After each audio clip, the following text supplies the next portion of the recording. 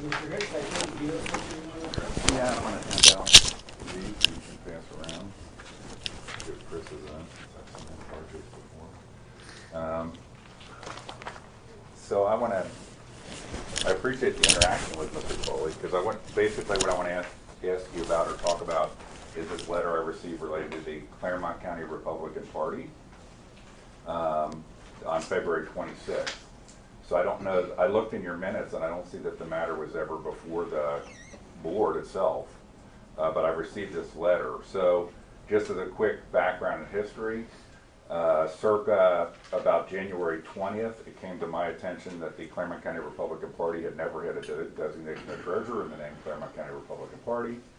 I actually talked with Chris and Stephanie on the phone on a Friday night after business hours about it to confirm what was going on. I informed people, all the leadership of the Clermont County Central Committee and Executive Committee, including Rick Grant, that there was an issue with this. They did nothing for 10 days. After 10 days, I came back here, and with Stephanie standing at the counter, I filed a designation of treasurer under the name Clermont County Republican Party. In addition, I went to the Secretary of State and got a fictitious name registration of Clermont County Republican Party, which is at the back of this packet. Then I received about a month, just short of a month later, I received this letter. It might have been signed, I never got the original, but Becky Rudd sent me this copy, it was unsigned. Mr. Lemke, are you here? I sent it certified So mail. most of that I never get now. We don't think we have the best postal carrier. So back to your postage, get your U.S. Post Office. So in any event, on this thing, it has no explanation as to actual statutory reference, case law reference, anything like that. I sent a letter back that's in here also, asking for a hearing on the matter before the board. It's an important matter to me because it gets at the definition of what is the membership of a political party versus the membership of a central committee versus the membership of an executive committee. So as you know, if you pay attention to the statute, a political party membership is effectively anybody that votes in the primary of that political party is a member. Okay, a central committee and executive committee are separate statutory bodies that are set up specifically, and if you look at the statutes and you comb them, I think we could all agree that there's some negative implications of the way some legislatures write statutes.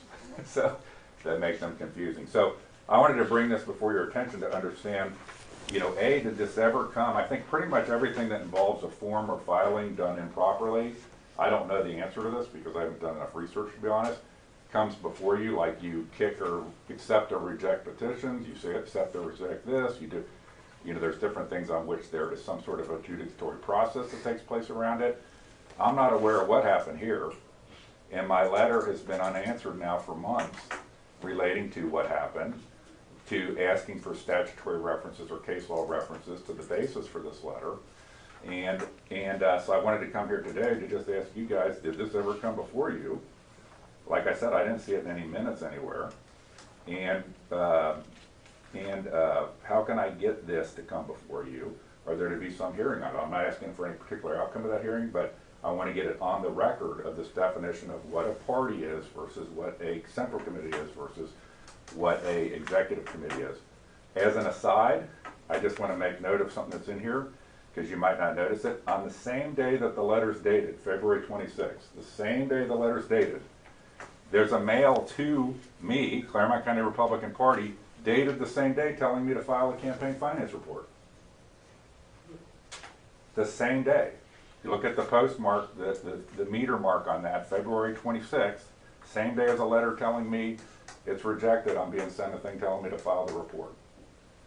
So I just believe that you guys, I don't know what your obligations are to be honest, maybe Mr. Shrive knows that, but that this should be a matter that comes before the board and that I have the opportunity to speak on the matter. Now I'm just speaking on it as part of public participation.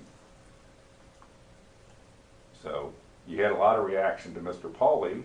Is there any comment or reaction to what I'm raising? Mr. Hicks, I do have two questions for you, and I'd appreciate if you address the specific questions. You said you want a hearing. What statute gives us the authority to hold a hearing on this? As I told you, I haven't researched it. Okay, so you don't know of one. Is that the correct answer? I don't. Okay. what statute gives the Board of Elections the authority to decide this definitional question that you're referring to? That question? Yeah, what statute gives us the authority to determine? Well, I think one could, by extension, is as referenced by That's this. not my question. What No, statute? I'm getting to the statute. Can I answer the question? Well, you're not answering the question. Okay, so there's a statute relating to the use of names that are similar to parties, which is referenced in here. I'm trying to remember the number off the top of my head. That relates to the use of a name that's similar to that of a party. So, Mr. Lemke, that statute specifically calls for a Board of Elections or the Secretary of State, it might say, I don't have the text in front of me, to be involved in that. So my answer to that question is whatever that statute number is. I actually had to print it out, and I forgot to bring that piece of paper of what statute number that was, but there is a specific statute that relates to that. I think this letter is alluding to that. When it talks about not signed by an authorized party or treasurer, because that's part of that statute. Now, I'll ask you a question. Can I ask you a question? No. Okay, well, I'm going to ask it anyway, but thank you. It's very professional. Is, by what basis do you have the right to reject the designation of treasurer? What's the statutory basis you have to reject the designation of treasurer? And you'll also notice in this letter, how is this, there absolutely nothing about, Stephanie was at the counter when I filed this, nor on the receipt was any of this provisional. There's this reference in this letter a month later that it was provisionally accepted. That's something that was invented after the fact. So would anybody here, since Mr. Lemke won't take any questions, but he can ask them, care to comment on what statute allows you to reject a designation of treasurer?